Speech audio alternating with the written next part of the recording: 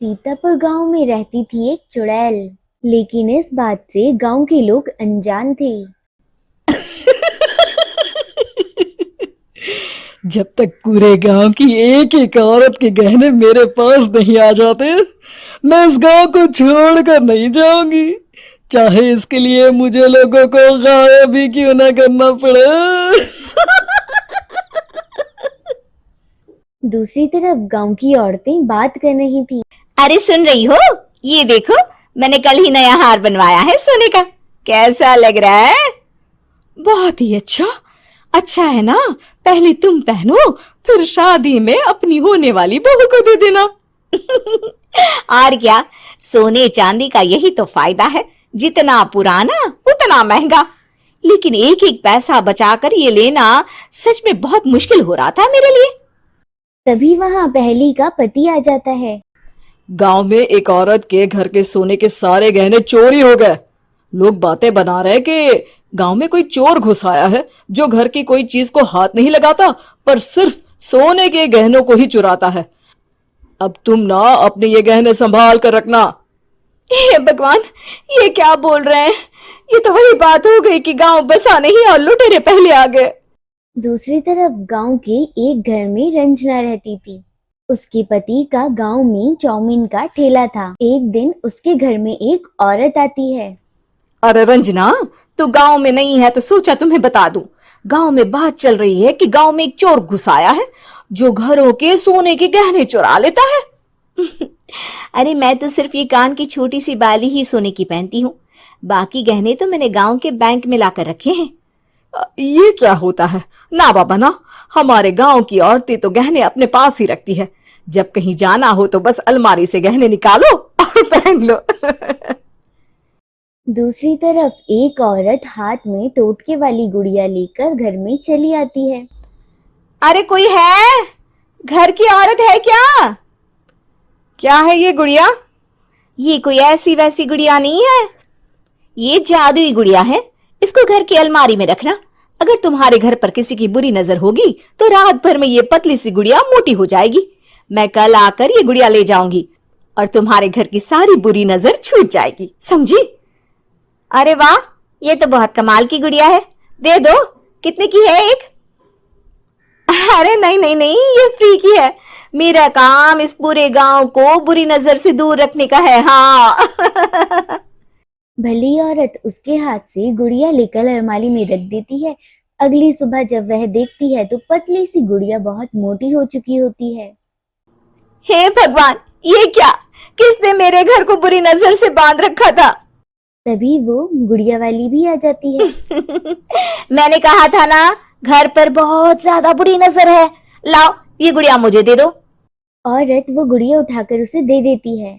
गुड़िया हाथ में आते ही वह औरत उसे गांव के बाहर खाली हवेली में ले जाती है और साधारण औरत से चुड़ैल बन जाती है।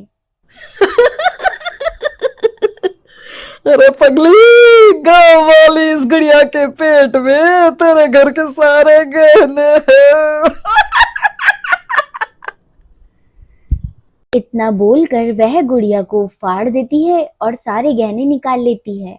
वहीं दूसरी तरफ, हे भगवान, मेरे घर के सारे गहने चोरी हो गए। उस औरत के घर के आसपास लोगों का जमावड़ा हो जाता है और वह बातें करने लगते हैं। लो जी, ये भी घर गया। पता नहीं कौन चोर है जो इतनी होशियारी से गहने चुरा लेता है। कुछ समझ में नहीं आ रहा कि कौन है। लोग तो घर से कहीं जाते भी नहीं है, न ताला लगे न घर खाली हो, फिर भी रातों रात गहने चोरी हो जाते हैं। अरे हम तो कहते हैं लोगों को बारी बारी चौकीदारी करनी चाहिए। चोर को तो पूरे गांव वाले मिलकर पकड़ ही लेंगे। लोग बारी बारी से चौकीदारी भी करते हैं, लेकिन चोरी का सिलसिला रुकता ही नहीं। फिर एक दिन रंजना के पड़ोस से भी रोने की आवाज आती है। अरे आज ही घर की बुरी नजर उतरी और आज ही सारे गहने भी चोरी हो गए। कैसी बुरी नजर? क्या हुआ था? तभी वहां उस औरत का पति भी आ जाता है जिसके घर गहनों की चोरी हुई थी। हाँ हाँ, मेरी बीवी ने भी किसी गुड़िया को घर में बुरी नजर उतारने के लिए रखा था, लेकिन अगले दिन गहने चोरी हो गए। अब रंजना को कुछ कुछ बात समझ आ जाती है और वह गांव वालों से कहती है, देखिए, अब आप लोग चिंता ना करें, जल्द ही चोर पकड़ा जाएगा। उस नजर उतारने वाली गुड़िया को आज मेरे घर कोई भेज देना। फिर क्या था, चुड़ैल को लोग रंजना के घर भेजते हैं।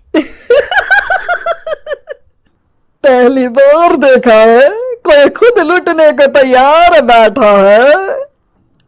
तो तू है जिसे घर की बुरी नजर उतारनी है? ये ले गुड़िया, ये सुबह तक मोटी हो गई तो समझो तुमको और तुम्हारे घर वालों को नजर लगी है। हाँ हाँ, मैंने काफी सुना है। तुम ये गुड़िया मेरे घर छोड़ देना।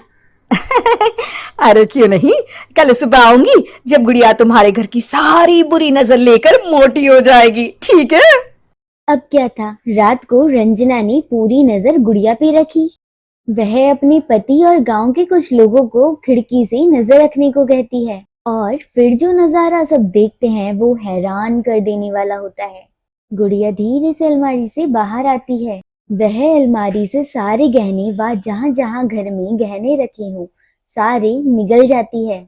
वो जितने गहने खाती उतनी मोटी हो जाती है और वापस अलमारी में बंद हो जाती है। गांव वाले डर के मारे बेहोश हो जाते हैं। अगली सुबह जब वह औरत गुड़िया लेने आती है, रंजना उसका सामना करती है। ये देखो, गुड़िया कितनी मोटी हो गई है। लगता है मेरे घर में बहुत लोगों की नजर लगी है। लाला, ये गुड़िया मुझे दे दे। अरे बहुत कीमती गुड़िया है ये। तेरे घर की सारी बुरी नजर मैं गांव के बाहर वाली हवेली में फेंक आती हूँ। शाम को फिर लोगों के घर इसे लेकर जाना है ना। इसमें तो मेरी जान बसती है, जान। रंजना गुड़िया को औरत की तरफ बढ़ाती है लेकिन फिर वापस ले लेती है और गुड़िया का हाथ मोड़ देती है। जैसे ही वह गुड़िया का हाथ मोड़ती है तभी चुड़ैल का हाथ भी मुड़ जाता है। अच्छा, तो ये वो गुड़िया है जिसमें तुम्हारी जान बसती है। अब सुन चुड़ैल, तेरी सारी हकीकत सबके सामने आ गई है। या तो गांव वालों के गहने लौटा दे, नहीं तो मैं इस गुड़िया की गर्दन मोड़ दूंगी। चुड़ैल डर जाती है। अरे नहीं नहीं, मेरी गुड़िया दे दो, मैं सबके गहने वापस कर दूंगी। ठीक है, अब भी जा और सबके सारे गहने वापस कर। चल निकल यहाँ से। चुड़ैल सबके गहने लौटाकर रंजना के पास वापस आती है।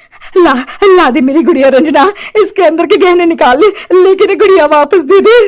लेकिन रंजना जानती थी जैसे ही वह गुड़िया चुड़ैल को देगी उसकी शक्ति वापस आ जाएगी। चुड़ैल, तू तो चुड़ैल ही रहेगी, ये मैं जानती हूँ।